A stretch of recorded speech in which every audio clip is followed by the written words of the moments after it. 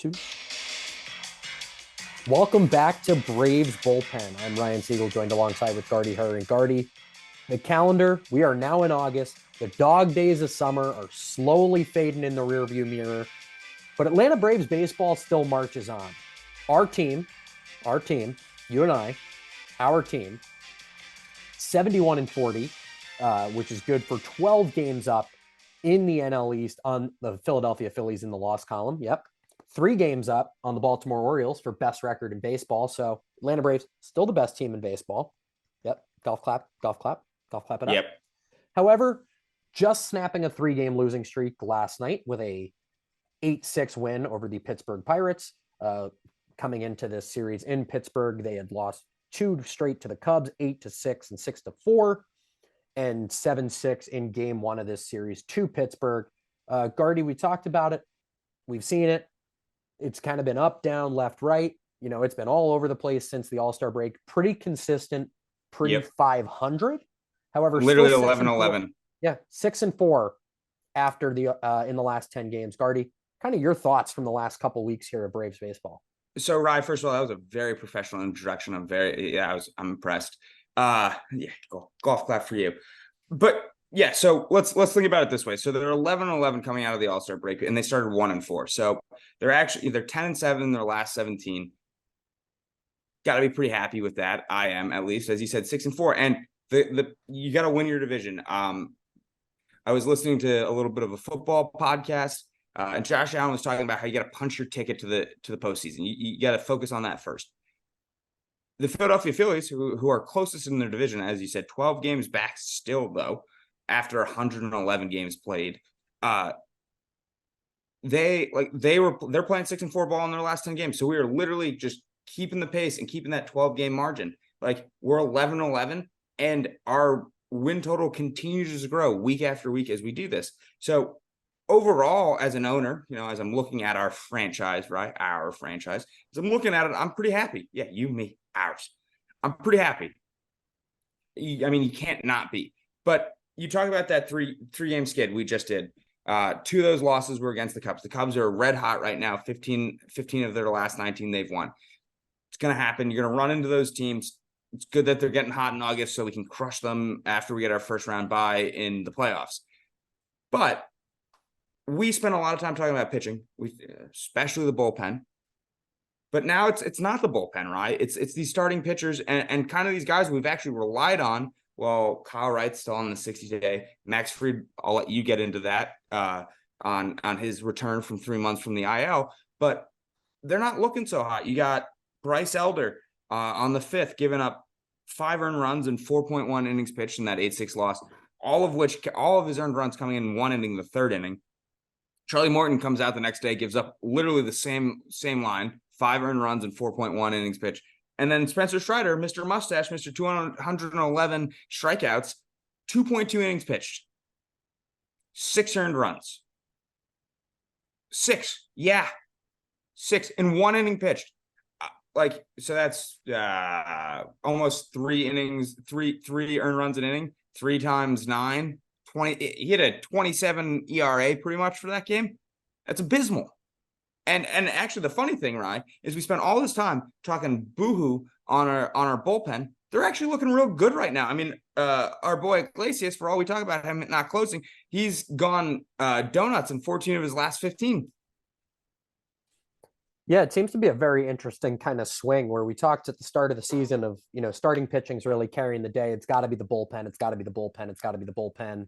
Now it seems to be, starting pitching is seeming to have 1 inning where just the wheels fall off the bus. And we're going to get into talking about hitting because all we do on this show seems to be day after day after day railing on the pitching. So we're going to eventually talk about the hitting as well, because I think that we don't give them enough love. We're going to give our hitters, our players, a little bit of shine. Our guys. But with that in mind, and talking about pitching, Max Fried finally made his return from the 60-day injured list on Friday at Wrigley Field. And Gardie, if his performance in that game on Friday at Wrigley is any indication of the Max Fried we're going to get coming down the stretch here, it is same old Max Fried.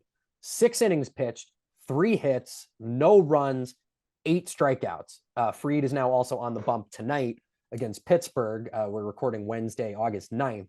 But Gardie, if I'm looking at it and I'm sitting here going, his first outing in Major League Ball since almost early May, and this is going to be the pitching performance we're going to get from Max Fried. It's a little early to say, but I think he's all the way back. I think he's big time back. What I love about the Braves organization, about our organization, the way we've, bestowed onto our general management, down to the managerial staff, even down to the janitors in the locker room. They let the boys play. I mean, Max Fried's coming back off that 60-day IL, as I said, 3 months, and they let him go 6 innings pitched. Didn't really seem like, maybe they had him on a little bit of a pitch count, maybe, but didn't really seem like it. They were just letting the boy spin.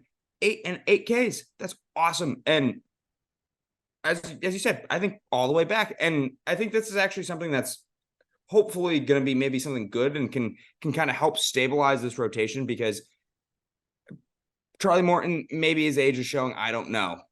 He's 0-4 in his last 4 starts, 7.38 ERA over those 4.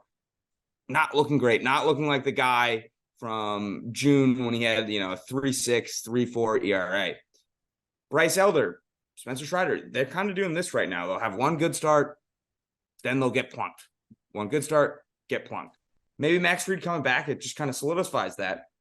But either way, they just give up 1 or 2 fewer. Like, if you're going to get shelled, just have it be 4 earned runs, because, as you said, and the reason we don't talk about them is because they're so dang good. Our hitters, they're averaging, even in those losses, it was a 7.6, a 6.4, and an 8.6. They're averaging over 5-6 runs a game. Like, right. I mean, as owners, you're looking at that offense and you're saying that they're doing their job. Yeah. Mike Petriello from Major League, from MLB.com, also writing a story just yesterday going, here's why the Braves lineup is one of the deepest ever. Ever. And we're going to dive a little bit more into that. But before we get to that, Ronald Acuna Jr. getting hit by a pitch yesterday in his elbow. X-rays came back negative, thankfully. Again, Acuna and Gardie, you'll kind of be a stat guy here in a minute. He's just hitting some absurd statistics throughout the year. But Gardie, I just wanted to bring up that little health update before we move on and talk about the hitting. Because truly 1 through 9 is a threat in this lineup, Gardie. Yeah, 100%. I know we talked about it a little pre-show. I'm not going to rattle off all of the numbers because that would be, a very Mike Francesa thing for me to do. But you look at their on base percentage of, the 9-10 guys who are making up our lineup on a day-to-day. Austin Riley has an over 300 OBP. So does Ozzie Albies. Matt Olson. This one blows my mind and shows why he has 100 ribbies and 39 ding-dongs. He's hitting 267, which, 270, that's like a 300 of 30 years ago, right? I've said it. I hate it. I hate it. Whatever. He has a 373 OBP. He is quite literally 100 points higher on his OBP. So, yeah, he might not hit. His average doesn't look so great, but he's that threatening of a batter that he's getting walked, hit, just not pitched to. Arcia. Sorry, go ahead. No, and to your point, Gardie, and we talked about, obviously, 370, 300's a new 270. The Braves team batting average is 271. That's good for number 1 in the National League. The Braves OBP, 341 as a team, number 1 in the National League. Yeah, I love looking at the Brave splits because as a team, because they're bonkers numbers. Like, as you said, or whatever, the guy from the MLB, that egghead, they are such a deep lineup. Like Austin Riley, dog. Ozzie Albies, dog. Like literally all of them. Mike Harris II, he's hitting 286 with a 333 OBP. Sean Murphy, 275 with a 375 OBP. And even like guys like Eddie Rosario and Marcelo Ozuna, who, he's starting to look like he can square up better on his wife than he can on a fucking curveball. He's toe tickling that line. He's very much tickling. so. very toe tickling. Ozuna has a 311 OBP and Eddie Rosario has a 294. And Ronald Acuna Jr., he didn't get hurt. He's third in the MLB with batting average, 339. He's third in the MLB for hits, 150. And he's first in the MLB with 53 stolen bags. Like, he plays great defense. He looks like he's having fun. He makes it look easy. I was listening to a Matt Olson interview, and he said the funny thing about Ronald Acuna is that you see him play, and you're like, there's not much, whatever. He played fine. And then you go look at the box score, and it's 3 for 5 with 3 RBIs and 2 stolen bags. I mean, this is just, they're just a very good team, but we need these guys to figure it out. And maybe Kyle Wright coming back in September, hopefully. Maybe that can also be a little injection, a little booster shot. But overall, still 12 games up, 3 games up as the best team in baseball, Rye. It's good to be an owner. It really is good to be an owner. And again, if starting pitching can go back and return to that form that they had that made these guys all-stars, this is a dangerous team going into the postseason, because 1 through 9, who do you pitch to? If you're sitting there and you want to play some situational baseball, as you and I discuss, like, who do you sit there and go, I'm going to walk Arcia to get to Albies? Really? Well, Ozzy Albies also has an over 300 OBP.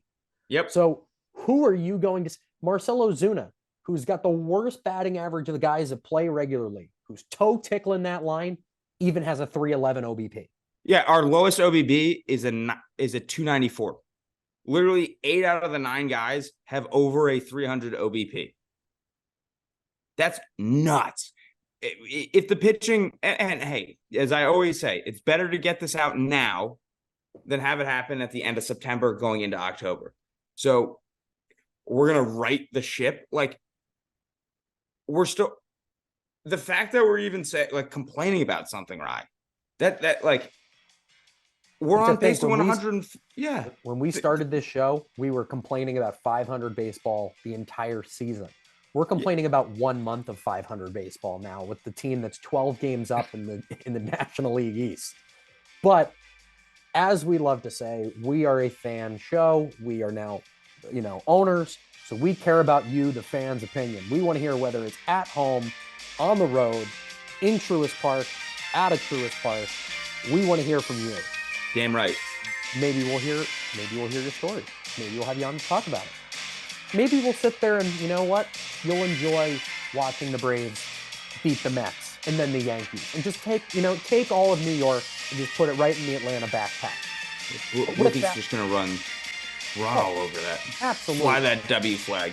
Absolutely. And with that, thank you for tuning into this week's episode of Braves Bullpen.